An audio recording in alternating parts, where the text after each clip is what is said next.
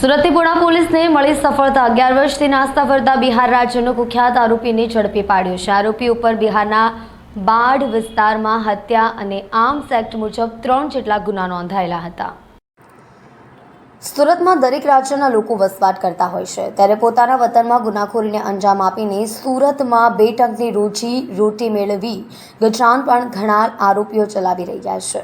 બિહારમાં rioting, murder, arms એક્ટના ગંભીર ગુનામાં નાસ્તો ફરતો આરોપી છેલ્લા 11 વર્ષથી સુરતમાં છુપાઈને રહેતો હતો, જેને ઝડપવામાં પોલીસને સફળતા મળી છે।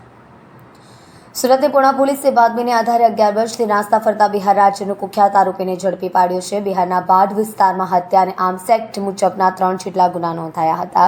આરોપી મુન્નીલાલ યાદવ છેલ્લા 11 વર્ષથી નાસ્તો ફરતો હતો। આરોપી સામે હત્યાની કોશિશ અને આર્મ્સ એક્ટ મુજબ ગુના નોંધાયા છે। પુણા પોલીસે આરોપીની ધરપકડ કરી વધુ તપાસ હાથ ધરી છે। પોલીસે કહ્યું કે પુણા પોલીસ સ્ટેશનના ગુના શોધવા ટીમ બનાવવામાં આવી હતી। 11 વર્ષથી હત્યાના આરોપ, ખૂનની કોશિશ, આર્મ્સ એક્ટના ઝડપાયેલ બિહારથી ફરાર થયેલા આરોપીને ઝડપી પાડવામાં આવ્યો છે। આરોપીની પૂછપરછમાં બિહારમાં રાયોટિંગ, મર્ડર અને આર્મ્સ એક્ટના ગુનામાં 11 વર્ષથી વોન્ટેડ હોવાનું કહ્યું હતું। હાલ બિહાર પોલીસે જાણ કરાઈ છે, જેથી બિહાર પોલીસ તેને લેવા ટૂંક સમયમાં આવશે। સુરત શહેર પોલીસ કમિશનર શ્રી અનુપમસિંહ ગેહલોત સરના માર્ગદર્શન હેઠળ તેમજ સ્પેશિયલ કમિશનર શ્રી સેક્ટર 1 સરના તેમજ ડીસીપી ઝોન 1 સરનાઓએ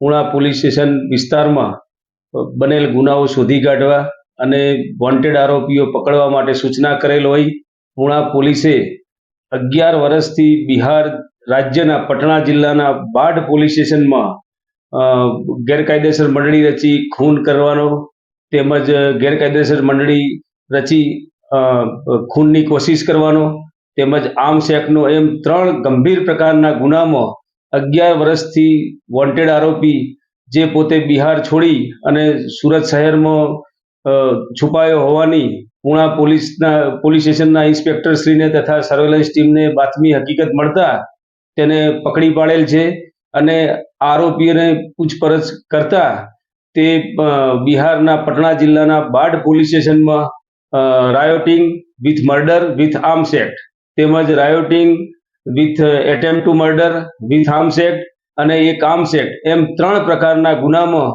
છેલ્લા 11 વર્ષથી વોન્ટેડ હતો। બિહાર રાજ્ય પોલીસને આરોપી બાબતે જાણ કરવામાં આવે છે અને બિહાર પોલીસ આરોપીનો કબજો લેવા માટે ટૂંક સમયમાં આવનાર છે। આમ પુણા પોલીસ સ્ટેશનને માનનીય પોલીસ કમિશનરશ્રીના માર્ગદર્શન હેઠળ 11 વર્ષથી નાસ્તા ફરતા આરોપીને પકડવામાં સફળતા સાંપડેલ છે। થાઈગલ મામલો હજી થામ્યો નથી, ત્યાં સ્મિમેર હોસ્પિટલ વધુ એક વિવાદ સામે આવ્યો છે। ફોરેન્સિક વિભાગનો તબીબ મુગેન્દ્ર પ્રતાપસિંહ નલવાયા નશાની હાલતમાં ઝડપાયો છે। સુરત મનપા સંચાલિત સ્મિમેર હોસ્પિટલ વિવાદોનું ઘર બની ગઈ છે। હોસ્પિટલની બોયઝ હોસ્ટેલમાં થાઈ ગર્લ્સ સાથે રંગરેલિયા મનાવવાના સ્કેન્ડલમાં રેસિડેન્ટ ડોક્ટર ઋત્વિક દરજી સામે તપાસ ચાલી રહી છે, તો ઋત્વિકને સસ્પેન્ડ કરવામાં જ આવ્યો છે। ત્યાં સ્મિમેરમાંથી બીજો એક ડોક્ટર પીધેલી હાલતમાં ઝડપાતા ચકચાર મચી ગઈ છે। સુરતની સ્મિમેર હોસ્પિટલ જાણે અનીતિઓનું ધામ બન્યું હોય તેવા કિસ્સા એક બાદ એક બહાર આવી રહ્યા છે। ઋત્વિક દરજીના થાઈ ગર્લ્સ સ્કેન્ડલ બાદ બુધવારે સ્મિમેર હોસ્પિટલમાં સરપ્રાઇઝ ચેકિંગ હાથ ધરવામાં આવ્યું હતું, ત્યારે અહીંના ફોરેન્સિક વિભાગનો ડોક્ટર લાલ આંખ સામે આવ્યો છે। તે નશામાં હોવાનું સ્પષ્ટ જણાતું હતું। વધુમાં જાણવા મળ્યા મુજબ ફોરેન્સિક વિભાગનો તબીબ મૃગેન્દ્ર પ્રતાપસિંહ નલવાયા નશાની હાલતમાં ઝડપાયો છે। હોસ્ટેલમાં સરપ્રાઇઝ ચેકિંગ દરમિયાન નશામાં મળી આવ્યો હતો।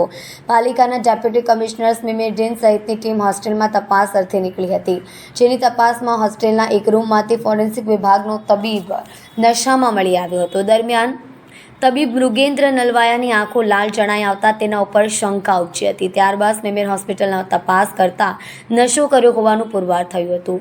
તબીબને વરાછા પોલીસના હાથે સોંપાયો હતો। પોલીસે તબીબ વિરુદ્ધ કાયદેસરની કાર્યવાહી હાથ ધરી છે, જેથી કરીને ફરીથી એકવાર સ્મિમેર હોસ્પિટલમાં ચાલતા કાળા કામોની લીલા ઉજાગર થતાં તબીબી આલમમાં ચર્ચાએ જોર પકડ્યું છે।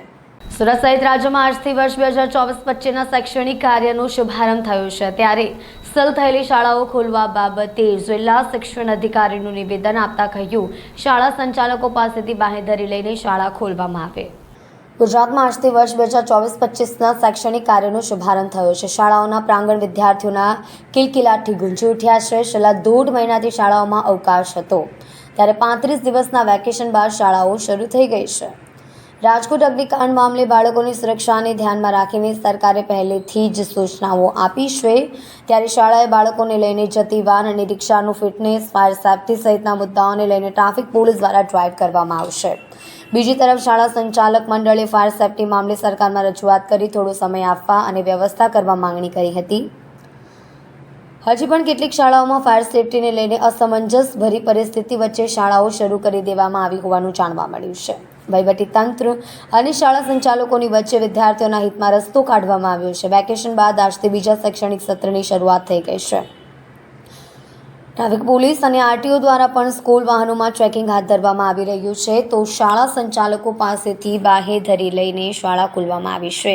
ફાયર એનઓસી અને બીયુની પરમિશન નિયત સમયમાં તેઓએ લેવાની રહેશે. સુરત મહાનગરપાલિકાના સુડાની સાથે તાલમેલથી શિક્ષણ વિભાગ કામગીરી કરશે. વિદ્યાર્થીઓના હિતને ધ્યાનમાં લઈ અગાઉ શાળાના આચાર્યો, સ્કૂલ વાહન ચાલકો સાથે બેઠક કરવામાં આવી છે. આગની ઘટનામાં કઈ રીતે જીવ બચાવી શકાય તે માટે શાળાઓમાં મોક ડ્રીલ હાથ ધરાશે.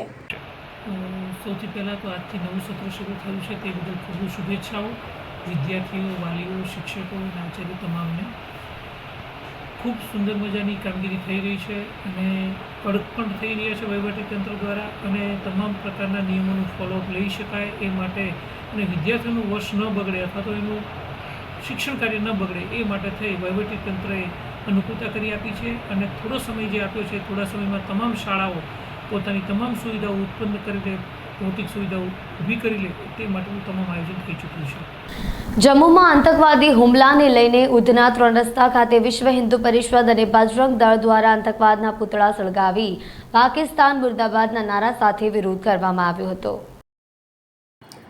ઉધના 3 રસ્તા ઉપર જમ્મુના રિયાસી એરિયામાં વૈષ્ણોદેવી યાત્રા ઉપર જઈ રહેલી બસ ઉપર આતંકવાદીઓએ ગોળીઓથી હુમલો કરવામાં આવ્યો હતો. આ હુમલામાં નિર્દોષ 10 લોકોના મૃત્યુ થયા છે, ઘણા લોકો ઘાયલ થયા છે, જેને લઈને વિશ્વ હિન્દુ પરિષદ અને બજરંગ દળના આગેવાનો અને કાર્યકર્તાઓ દ્વારા ઉધના 3 રસ્તા ખાતે આયોજિત આતંકવાદીના પૂતળા દહન કાર્યક્રમમાં ઉપસ્થિત રહેલા સૌએ આતંકવાદ વિરુદ્ધ સૂત્રોચ્ચાર કરી આતંકવાદના પૂતળાનું દહન કરી પોતાનો રોષ પ્રદર્શિત કર્યો હતો. ત્યારબાદ વિશ્વ હિન્દુ પરિષદ અને બજરંગ દળના કાર્યકરોએ આતંકવાદ વિરોધી બેનર સાથે પાકિસ્તાન મુર્દાબાદના નારા સાથે વિરોધ દર્શાવવામાં આવ્યો હતો. નિલેશ અકબરી, મંત્રી, વિશ્વ હિન્દુ પરિષદ, સુરત વિભાગ. આજે જે કાશ્મીરની અંદર 9 જૂનના રોજ આતંકવાદીઓ દ્વારા જે હિન્દુ શ્રદ્ધાળુ ઉપર હુમલો કરીને નરસંહાર કરવામાં આવ્યો છે, તેના વિરોધમાં બજરંગ દળ દ્વારા વિરોધ પ્રદર્શન અને મહામહિમ રાષ્ટ્રપતિ મહોદયાને આવેદનપત્ર આપીને ભારત સરકાર સમક્ષ બજરંગ દળ દ્વારા માંગ કરવામાં આવે છે કે આ પ્રકારનો આતંકવાદ છેલ્લા ઘણા વર્ષોથી પાકિસ્તાન સમર્થિત રહ્યો છે અને પાકિસ્તાન દ્વારા કાશ્મીરની અંદર ઘૂસણખોરી કરીને આતંકવાદને સમર્થન આપવામાં આવી રહ્યું છે.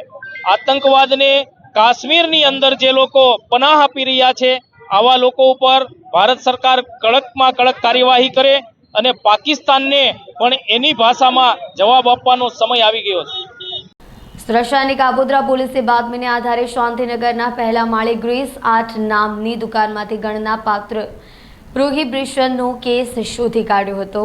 પોલીસે 50,000થી વધુનો મુદ્દામાલ કબજે લીધો હતો.